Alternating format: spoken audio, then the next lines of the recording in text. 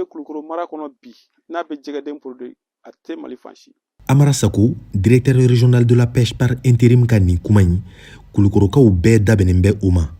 kamasɔrɔ a ka gɛlɛn i ka don Kulikoro nin ka bɔ k'a sɔrɔ i ma jɛgɛ labalo yɔrɔ ye sirakun na walima a feere yɔrɔw. Jamana ka cakɛda min sigilen to mɔniko kama Kulikoro yannɔ ka sɛbɛnw y'a yira k'a fɔ ko salon Kulikoro ye jɛgɛ tɔni 14 de labalo. Nga mara in ni gɛlɛya dɔw bi ɲɔana bozow ka fɔ la olu minnu ye mɔnikɛla masaw ye. Misalila Dawuda Tiɲɛta ko ni fɛrɛ ma kɛ bin suguya dɔ bi to ka bɔ ji sanfɛ o bi ka baara in sonsori. An y'u ka baara ma kana an ko buwani mais bɛɛ kɔni b'a dɔn bagani dɛ bo waati kelen de bɛ a la samiyɛ fo ka taa samiyɛ ban mɔgɔ bɛ a b'olu balo la parce que i ka baarakɛminɛ yɛrɛ nin bɛna kana yɛlɛ a kan i bi ja a kɔ yiri tigɛ ni yɛrɛ kɔ ne fɛɛrɛ bi sɔrɔ la Mali faamaw ka wuli k'o jɔ dɛ mais a mɛn o mɛn nin n'a ni fɛɛrɛ ma kɛ na a bi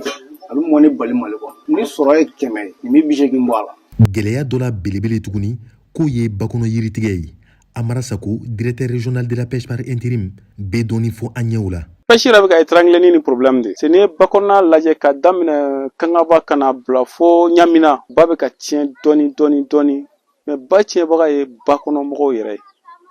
parce que dɔ bɛ bɔ dugu dɔ la sisan a bɛ na yan a bɛ na baara min a tɛ baara min ka faso la a bɛ n'o baara de kɛ yan. Fɔlɔ ilo ni o ye jɛgɛw sigiyɔrɔ ye n'a bɛ fɔ cɛmancɛ ngun o tun ka ca ji sanfɛ nka bi u bɛɛ bi ka tunu yiritigɛ y'a sababu ye cɛncɛn ani bɛlɛbɔla dɔw fɛ ɲɛma in ka fɔ la.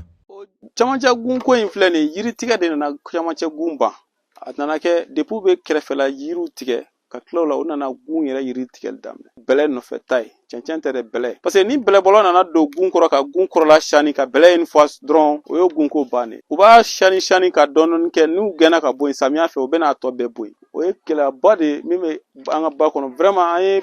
mesure ta la ka dɛsɛ. Ka sɔrɔ dun jɛgɛ feere bi jate Kulukoro sɔrɔw la belebele fɛ kamasɔrɔ a bi denbaya caman balo Dawuda Tiɲɛta ko ten. Fɔlɔ la nafa min kɔni bɛ sɔrɔ a la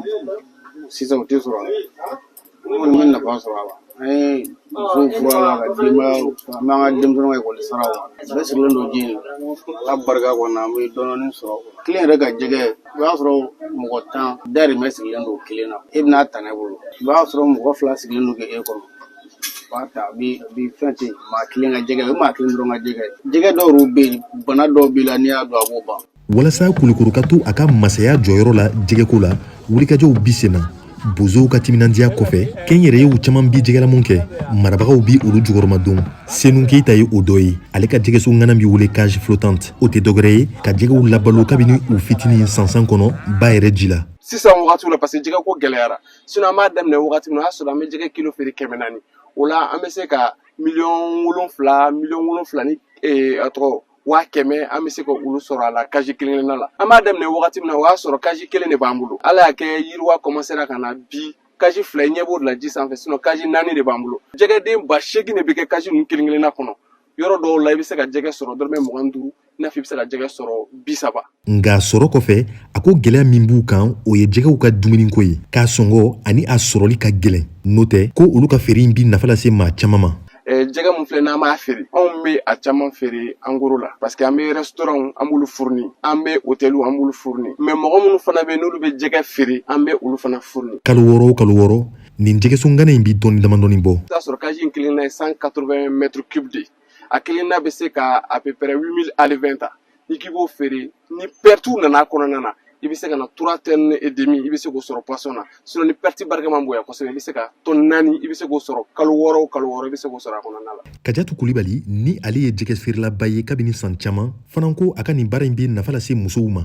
Jɛgɛ feere a bɛ nafa se n ma parce que n diyaɲɛ fɛn n b'a sɔrɔ n yɛrɛ ye jɛgɛ de la n bɛ n ka du balo a la n bɛ fɛn bɛɛ sɔrɔ a la mɔgɔw camanba de bɛ nafa sɔrɔ la ne fɛ muso dɔw b'a ta ne fɛ ka tila ka taa feere dɔw b'a ta ne fɛ ka taa jina ne bɛ jɛgɛ feere yan n b'a feere Bamakɔ dɔw b'u to Faransi yɛrɛ k'a commande kɛ n b'a wusu ou bien k'a jira k'a d'u ma. Dugu kɔnɔ an y'a ye k'a fɔ jɛgɛsɔnganaw bi fan caman wa jinɔgɔ minnu bi bɔ a dingɛw kɔnɔ bi kɛ ka dɔw ka yiriw sɔn laɲini ye kelen dɔrɔn ye a baaralaw bolo ko marabagaw ka fɛɛrɛ jɔnjɔn tigɛ walasa ka ba lakana min n'a to mɔni ani jɛgɛmara na yiriwa. Alpha K pour VOA Bambara à Bamako au Mali.